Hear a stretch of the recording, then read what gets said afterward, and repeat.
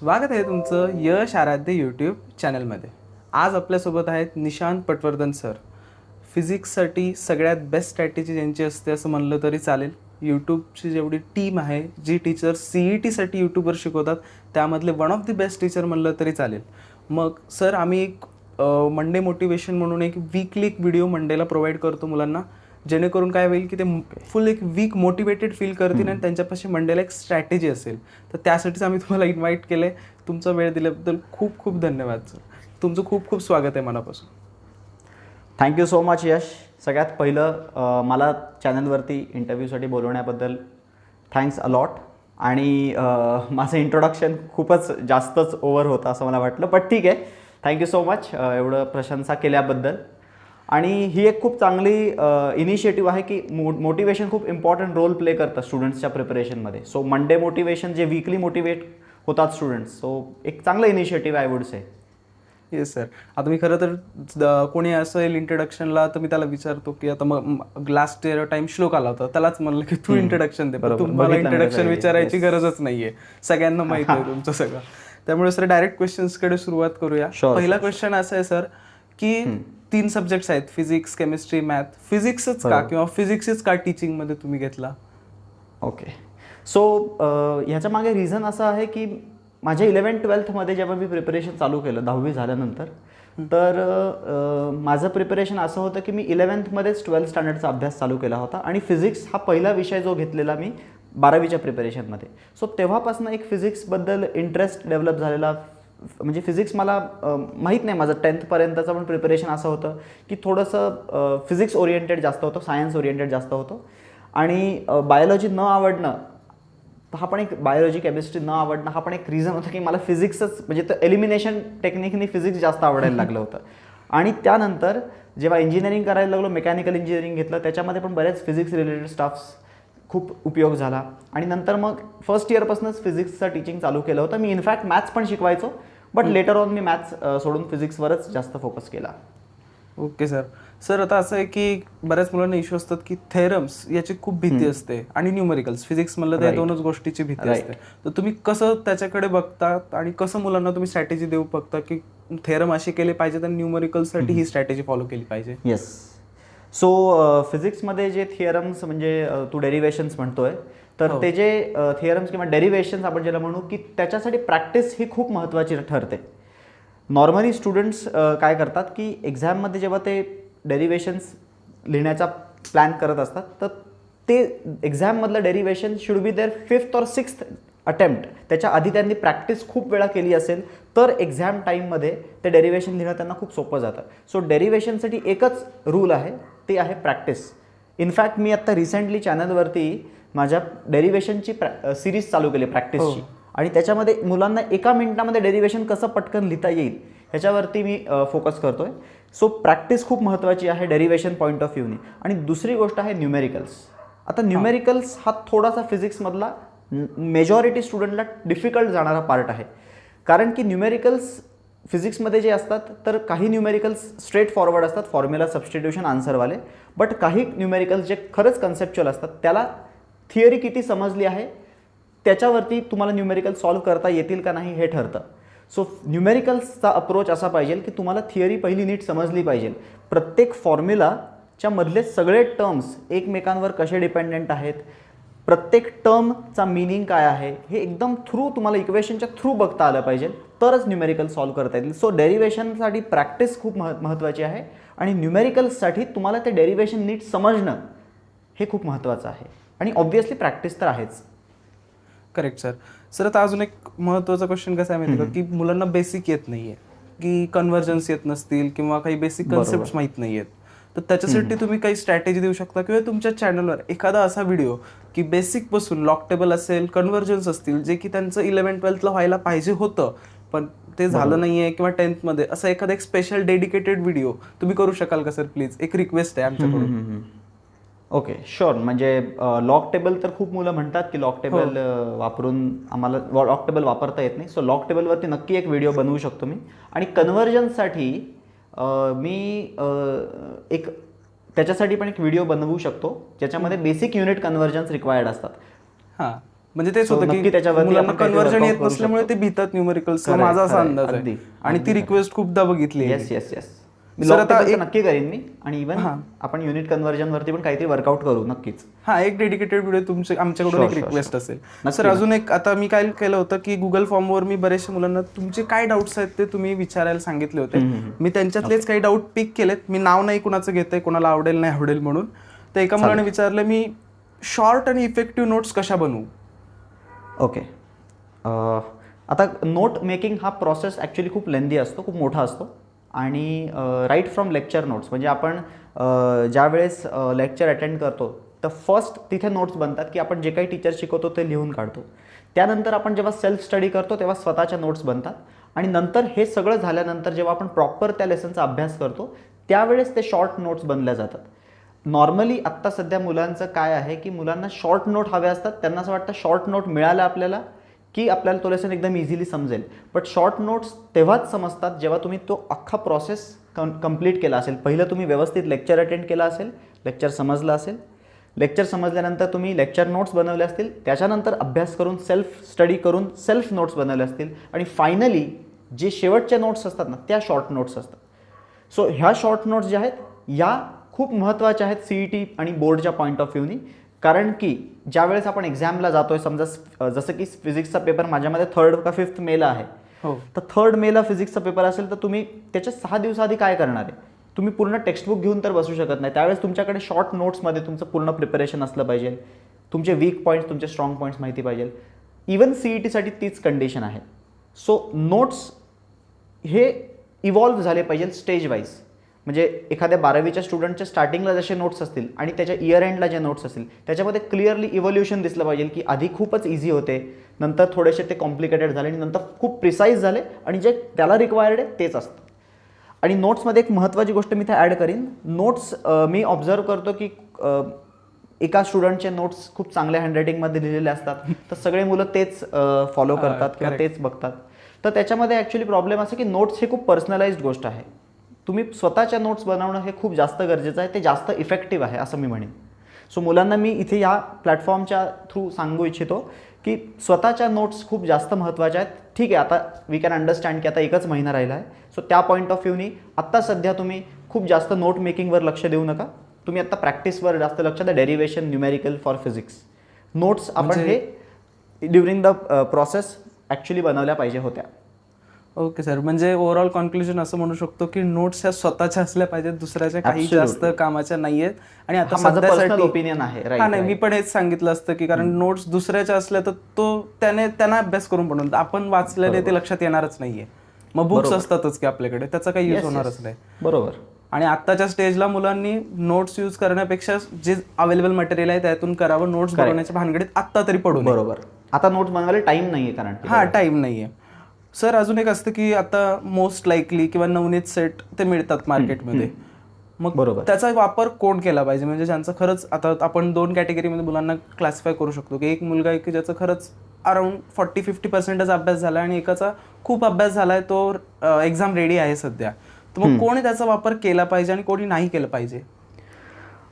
हे जे standard notes किंवा नवनीतचे किंवा 21 मोस्ट लाईकली जे आहेत, ह्या बुक्स ज्यांचा अभ्यास नाही झालाय त्यांनी एखाद वेळेस वापरलं तर त्यांना थोडंफार म्हणजे हेल्प होऊ शकते. बट यावर्षी ॲक्च्युली क्वेश्चन बँक पण रिलीज झाली आहे.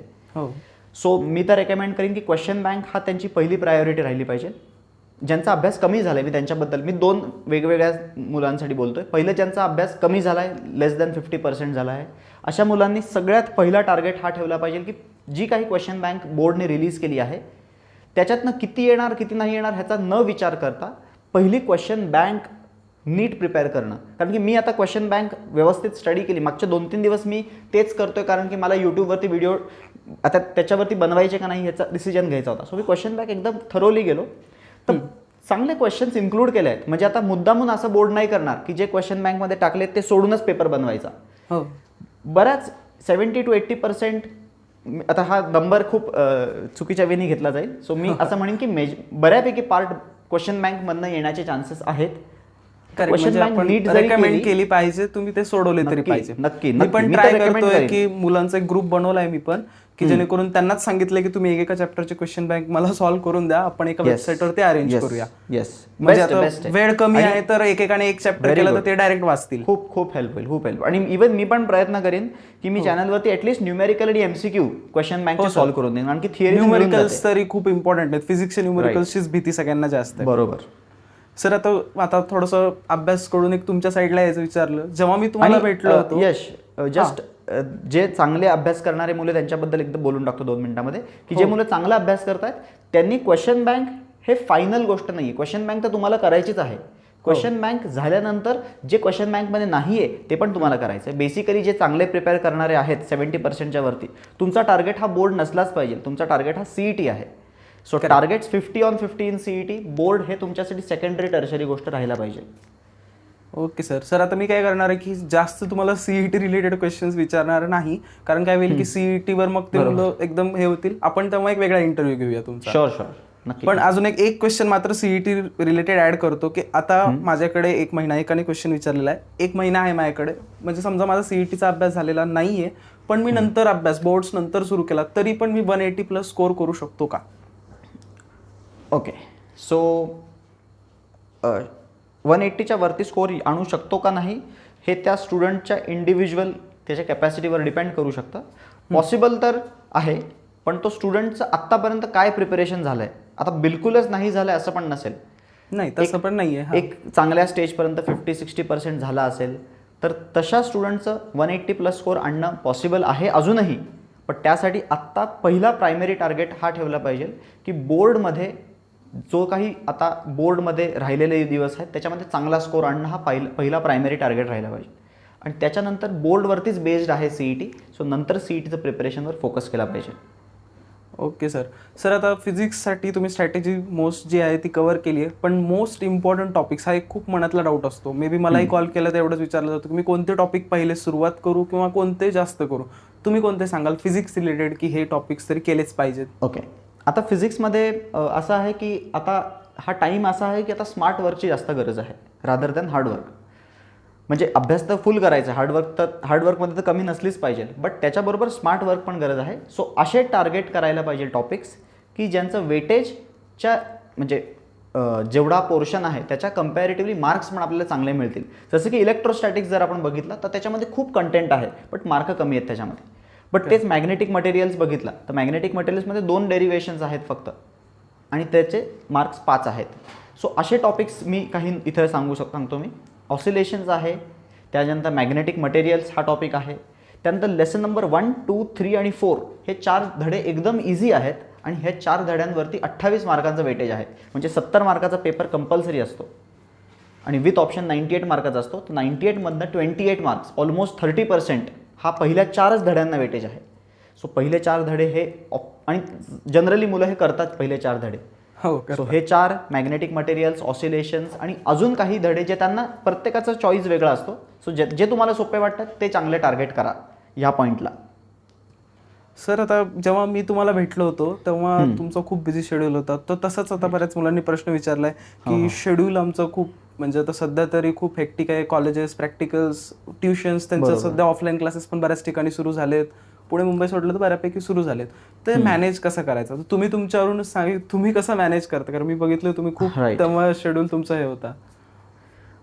आता सध्या कसं आहे की या 1 मंथमध्ये जरी शेड्यूल टाईट असेल ना तर आपल्याला थोडंसं एक्स्ट्रा 2, 3, 4 तास काढावे लागतात आणि थोडं कुठेतरी झोप कॉम्प्रोमाइज करावी लागेल. एक्झाम येण्याच्या एक 7 दिवसाआधीपर्यंत तरी ॲटलिस्ट आपण थोडंसं झोप कमी करून जास्त हार्डवर्क करणं गरजेचं आहे. अलॉंग विथ दॅट मी जसं बोललो हार्डवर्क बरोबर स्मार्ट वर्क असणं गरजेचं आहे.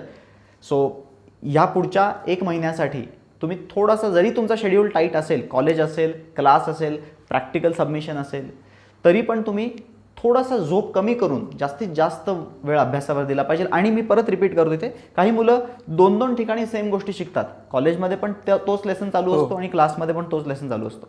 सो तुम्ही थोडंसं आता एका कुठल्या तरी जिथनं तुम्हाला चांगलं समजतंय तिथनंच शिकणं गरजेचं आहे.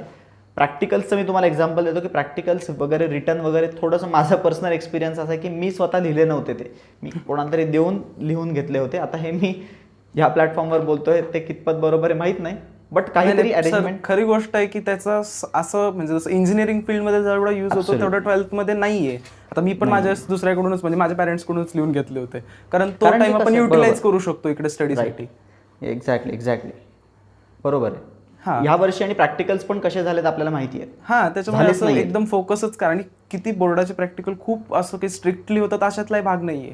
बरं सर, आता हे तुम्हाला युट्यूब चॅनलची आयडिया कुठून आली? म्हणजे तुम्ही कसं काय ठरवलं की आपल्याला युट्यूब चॅनल काढायचं आहे आणि ते ग्रो पण झालं खूप व्यवस्थित?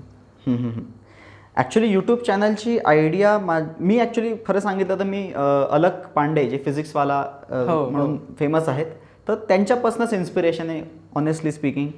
बट त्यांच्यापासून त्यांनी जेव्हा चॅनल चालू केलं, मी काही फॉलो नाही केलं त्यांना, बट 1-2 वर्षानंतर मी जेव्हा यूट्यूबवर सर्च करतो तेव्हा त्यांचं चॅनल दिसलं, नंतर मग मी त्यांना फॉलो करायला लागलो. आणि नंतर साधारण 1-1.5 वर्ष मी त्यांना फॉलो करत होतो, फक्त बघायचो की आणि वाटायचं की यार माझं पण असं काही असलं पाहिजे. बट खूप लेट झालं मला, बट शेवटी फायनली डिसाईड केलं की नाही चला करूयात. आणि मेन ह्याच्यामागे एक रिझन हे पण होतं की क्लासचे जे स्टुडंट्स आहेत माझ्या, ऑफलाईन क्लासेस आम्ही जे घेतो, तर तिथे पण आम्ही असं ऑब्झर्व केलं की फॉर एक्झाम्पल एखादा लेसन ऑसिलेशन्स, तर त्याचे सगळे न्यूमेरिकल्स मी क्लासमध्ये सोडवून घेतले की नंतर इवन फायनल एक्झाम जवळ आल्यावरती मुलं त्याच्यातनंच डाऊट घेऊन यायचे की सर हा न्यूमेरिकल कसा सॉल्व्ह करू.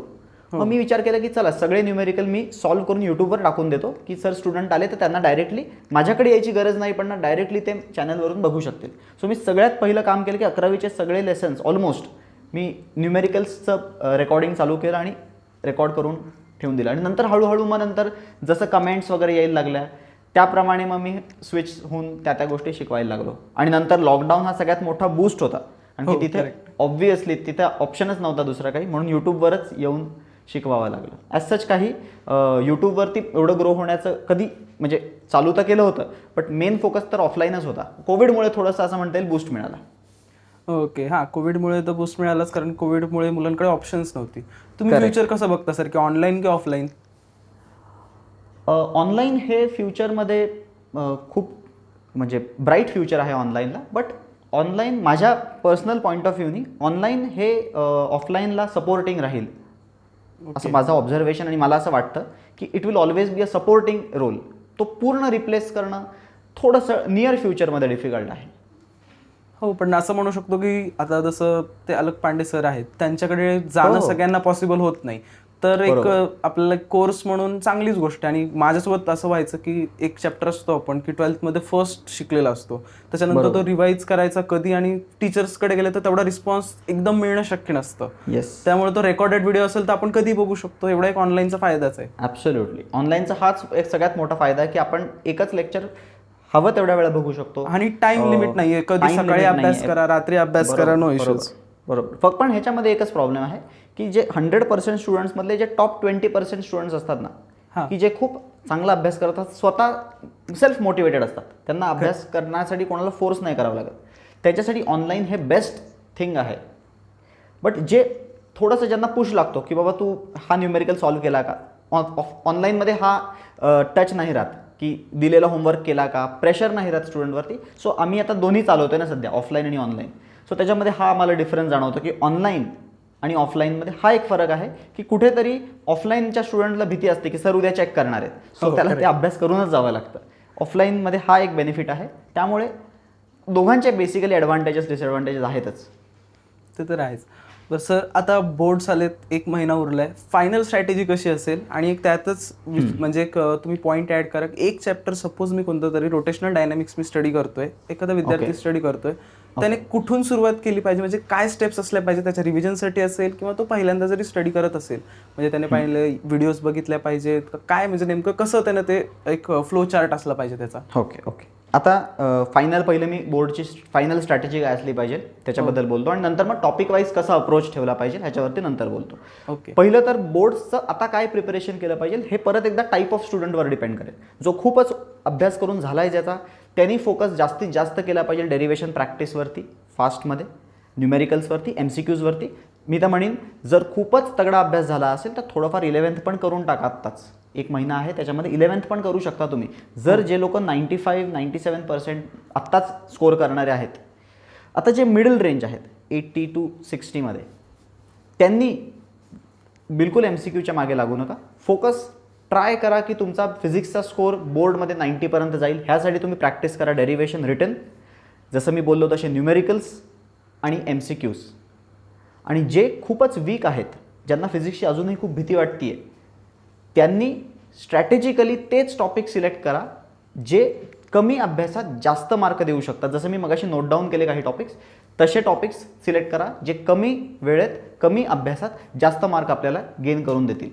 सो हे टाईप ऑफ स्टुडंट वाईज अशी वेगवेगळी स्ट्रॅटेजी असली पाहिजे. आता जर एखादा स्टुडंट, जसं की आपण म्हणलो एक रोटेशनल डायनॅमिक्सचं एक्झाम्पल घेतलंस तू, तर एखादा स्टुडंट समजा एक टॉपिक आता प्रिपेअर करण्याचा विचार करतो आहे की फायनल एक्झामसाठी 1 महिन्यावरती आहे एक्झाम, तर त्याने काय एक्झॅक्टली केलं पाहिजे? तर सगळ्यात पहिलं त्यांनी त्या पर्टिक्युलर लेसनचे डेरिव्हेशन्स आणि न्यूमेरिकल्सवरच फोकस केला पाहिजे. लॉज, डेफिनेशन्स, डायग्रॅम्स जे काही छोटे छोटे असतात ना, जे थोडंफार लर्न करण्याच्या गोष्टी असतात, ते शेवटच्या फायनल 7 डेज, फायनल 15 डेजमध्ये आपण करू शकतो. आत्ता सध्या जो टाईम आहे, हा टाईम आपण युटिलाइज केला पाहिजे जिथं प्रॅक्टिस रिक्वायर्ड आहे. कारण की प्रॅक्टिस शेवटच्या दिवशी नाही करतायत, प्रॅक्टिस आत्ता करता येते. लर्निंग पॉसिबल आहे शेवटी. सो आत्ता सध्या आपण फोकस करूयात डेरिव्हेशन्सवरती. सो जर काही तुम्ही रोटेशनल डायनॅमिक्स घेतला असाल एक्झाम्पल आहे म्हणून, तर रोटेशनल डायनॅमिक्समध्ये 8 ते 9 डेरिव्हेशन्स आहेत. हे 9 डेरिव्हेशन्सचं मी ऑलरेडी तुम्हाला सांगितलं आहे, चॅनलवरती टाकलंच आहे. किंवा तुम्ही कुठलंही यूट्यूब चॅनल फॉलो करत असाल तर त्या चॅनलवरती तुम्हाला त्याचे डेरिव्हेशन्स मिळतील. ते डेरिव्हेशन्स तुम्ही प्रॅक्टिस करा, रिटर्न प्रॅक्टिस करा, 2 वेळा 3 वेळा खूप वेळा लिहा. न्यूमेरिकल्स प्रॅक्टिस करा, 2-3 वेळा सॉल्व्ह करा. क्वेश्चन बँक्स घ्या, क्वेश्चन बँकमधले सगळे क्वेश्चन सॉल्व्ह करा. आणि ह्या प्रकारे एक लेसन संपला पाहिजे. आणि एक लेसन आत्ताच्याच परिस्थितीत एका दिवसात एक लेसन संपवायचं आहे, नाहीतर नाही संपणार पोर्शन. ओके सर, मी याच्यात एक छोटासा पॉईंट ॲड करतो की मी जी स्ट्रॅटेजी फॉलो करत होतो की मी एक लास्ट डे रिव्हिजन बुक किंवा एक छोटीशी अशी बुक बनवायचो की आता समजा रोटेशनल डायनॅमिक्स आहे, मला त्यातला एखादा पार्ट डिफिकल्ट जातो. ज्या गोष्टी आपल्याला येत असतात त्या एक्झाममध्ये ऑफकोर्स येणारच आहेत, पण ज्या गोष्टी किंवा फॉर्म्युला, एखादा न्यूमरिकल मला हार्ड जातोच किंवा मला गॅरंटी की मला कधीच आठवणार नाही, तर मी तेवढं ते लिहून ठेवायचो. एक वेगळी बुक असायची आणि त्याला फार खूप मोठं करायचं नाही, 100 ते 200 पानाचं रजिस्टर, आणि ते फक्त लास्ट टाइमला यूज करायचं. कारण काय होतं, एक्झाम्सच्या टाइममध्ये असतात 2-3 दिवस, अख्खं टेक्स्टबुक रिवाईज करणं शक्य होत नाही. सकाळी समजा उठलो जरी, पेपरच्या सकाळी 9ला 10ला पेपर आहे, 8ला 7ला उठलं, 1-2 तासात ती बुक रिवाईज हवी आणि आपल्याला सगळे कॉन्फिडन्स आणि बूस्ट सुद्धा मिळतो. बरोबर. तर ही स्ट्रॅटेजी तू जे म्हणतोय हे बरोबर, हे नोट मेकिंग मध्ये पण ऍक्च्युअली येतं ना. म्हणजे शॉर्ट नोट मेकिंग, पण हे खूप लेंदी करतात मुलं. काय करतात, नोट्स बनवतात पण इतके लेंदी की ती दुसरी टेक्स्ट बुक होऊन जाते. 4 कलरच्या पेननी लिहितात, 4 कलरच्या पेननी 4 मोठे मोठे डेफिनेशन लिहिणार, ते नोट मेकिंग नाहीच आहे. तुम्हाला कुठल्या स्टँडर्ड 5 पानं होतात फक्त. हो, नुसतं डेफिनेशन चांगल्या कलरमध्ये, हँडरायटिंग मध्ये, आणि नंतर मग खूप घाण होते हँडरायटिंग. बस. सर अजून एक की फ्युचर गोल्स काय आहेत तुमचे, काय फ्युचरसाठी प्लॅन करतात? युट्यूब चॅनल असेल किंवा तुमचे क्लासेस आहेत त्याच्या रिलेटेड?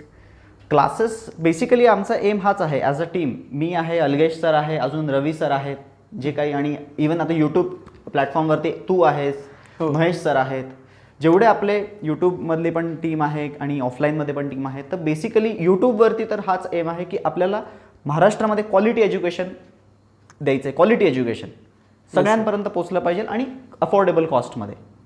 ऑफलाईनमध्ये पण आम्ही चांगल्यात चांगला रिझल्ट डिलिव्हर करण्याचा प्रयत्न करतो आमच्या एरियामध्ये. We are trying to expand की ह्या एरियामध्ये जास्तीत जास्त बेस्ट रिझल्ट देता येईल. तर तोच प्रयत्न आमचा राहतो. इवन ऑनलाईन असू देत, ऑफलाईन असू देत. यावर्षी तुला माहिती असेल इम्पल्स बॅच आपण जी लॉन्च केली आहे, त्याच्यामध्ये खूप प्रचंड रिस्पॉन्स, बेस्ट रिस्पॉन्स मिळाला आहे आणि स्टुडंट्स खूप चांगलं काम करतात, खूप चांगला अभ्यास करतात. आणि वी होप की आमचा जो एम आहे 100 स्टुडंट्स 99 पर्सेंटाईल, तो होपफुली अचीव होईल असं वाटतंय अजून तरी. आणि मुलं खरंच त्याप्रमाणे अभ्यास करतात पण आहेत, टेस्टमध्ये खूप चांगले स्कोर्स आणतायत पण. सो लेट्स होप, काय होतं आता बघूयात, पण स्टुडंट नक्कीच चांगलं करतील अशी आशा आहे. नाही, नक्की तुमचे सगळे जे काही आपण जे करतोय, तुम्ही जेवढी मेहनत घेताय त्याचं नक्की फळ तुम्हाला मिळणार म्हणजे मिळणार. कारण मी बघितली तुमची मेहनत त्या दिवशी, क्लासेस वगैरे तुमचं पूर्ण खूप थकलेले होतात तरी सुद्धा तुमचे लेक्चर्स वगैरे चालूच होते. फक्त एक रिक्वेस्ट आहे की जेवढे एक बेसिक लेवलच्या काही गोष्टी यूट्यूबवर अपलोड करा. कारण असं मी आता मला थोडंसं वाटतंय की हाय लेवल शिकवणारे भरपूर टीचर्स झालेत, की आजकाल असं झालंय, पण एक बेसिक जे मुलांचं बेसिक कच्चं आहे त्यांच्यासाठी एक 2-3 व्हिडिओ तुम्ही पण आणि महेश सरांना पण रिक्वेस्ट करेन. खरं तर महेश सरांना पण बोलवायचं होतं, सर थोडंसं बाहेर असल्यावर नाही बोलवू शकलो. नेक्स्ट टाइम महेश सरांना पण सांगणार आहे. ठीक आहे सर. त्यांचा इंटरव्ह्यू पण असणार आहे ना. हो. Best best. खूप खूप खूप धन्यवाद सर तुमचा वेळ दिला. Thank you so much. Thank you. Thanks a lot. Yes. चलो bye bye. Okay, thank you sir. तरी सगळ्यांना एक रिक्वेस्ट आहे की आपल्या चॅनलला सबस्क्राईब करा. डिस्क्रिप्शनमध्ये मी तुम्हाला ट्राय करणार आहे की जेवढे जमेल तेवढं आपलं जे तुम्हाला क्वेश्चन बँक मिळाली आहे त्याचे आन्सर्स प्रोव्हाइड करायचं. आता एक लक्षात घ्या की स्टँडर्ड आन्सर्स नाही आहेत. आता हे कोणी काढले? तुमच्यापैकीच काही मुलं आहेत त्यांनी तिथे आन्सर्स काढलेत. त्यांचेच मी PDF फक्त एका ड्राईव्हमध्ये सेव्ह करून तुम्हाला प्रोव्हाइड करण्याचा प्रयत्न करतो आहे. आणि ज्यांच्याकडे अपेक्षित नाही आहे, जे अफोर्ड नाही करू शकत आहेत, त्यांच्यासाठी PDF मी अवेलेबल केले. त्याची पण लिंक डिस्क्रिप्शनमध्ये प्रोव्हाइड करतो आहे. लवकरात लवकर त्याला डाउनलोड करा. समजा ज्यांना गरज आहे त्यांनी त्याचा स्टडी मटेरियलसाठी यूज करा. नेक्स्ट इंटरव्ह्यूमध्ये तुम्हाला कोण हवं आहे आणि नेमके कोणते क्वेश्चन्स कवर केले पाहिजेत मला नक्की कमेंट सेक्शनमध्ये कळवा. मी ट्राय करेन नेक्स्ट त्याच्यात ते कवर करायचं. Thank you sir. यश, फक्त मी शेवटी एक ॲड करतो स्टुडंटसाठी मेसेज म्हणून, की स्टुडंट्स आता एकच महिना राहिला आहे. तुम्ही बिलकुल बाकी नॉन रेलेव्हंट स्टफ, जो अभ्यास सोडून बाकी कुठलाही स्टफ असेल त्याच्यावरती बिलकुल टाईम वेस्ट करू नका. एक मिनटं तुमचं आता महत्त्वाचं आहे. 10 मिनटं तुम्ही वेस्ट करू नका बिलकुलच. प्रत्येक मिनिट इम्पॉर्टंट आहे. आता पूर्णपणे अभ्यासावर लक्ष द्या. बाकी ज्या काही गोष्टी चालू आहेत त्या चालूच राहणार आहे. तुम्ही बघा का नका बघू. Okay. So please focus on studying. अभ्यास करत राहा, शेवटपर्यंत अभ्यास करत राहा.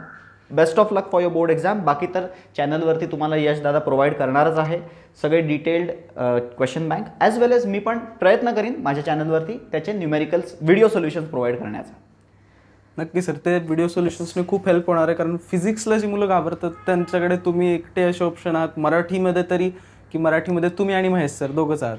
मग सध्या तुम्ही आणि महेश सरांना रिक्वेस्ट करेन की जे क्वेश्चन बँक आली आहे त्याला थोडंसं तुम्ही सपोर्ट करा मुलांना. नक्की नक्की. ठीक आहे. Thank you so much sir. Thank you so much Yash. चलो बाय.